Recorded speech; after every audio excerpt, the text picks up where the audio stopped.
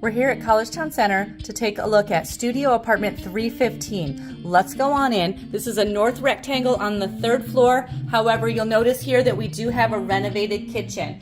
We do have a few apartments that have some renovations, and this is one. So it's 315 on floor number 3. It's a north rectangle. The shape and style is the same as the other odd number rectangles here in the building. Let's take a look in the bathroom. That one also has a new vanity in here as well. There's new flooring in this apartment. In the kitchen, and there's the kitchen again. We've got gray cabinets in here.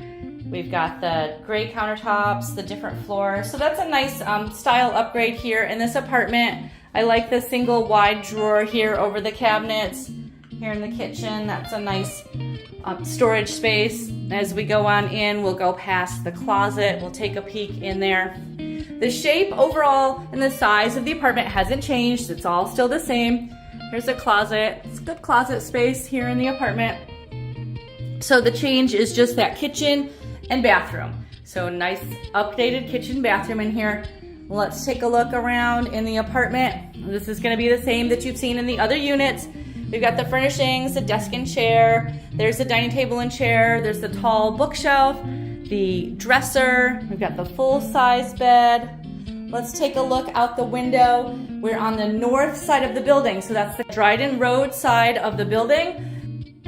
So we can see over to our right, looks up towards College Avenue. That's to the east.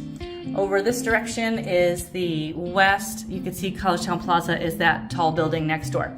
So we're here in Collegetown Center, apartment 315, a north rectangle, odd number style apartment. The odd number styles are the ones that have the bathroom door facing off the kitchen. And this one does have that renovated kitchen and bathroom. Collegetown Center, 151 Dryden Road, and we are 1 block from campus.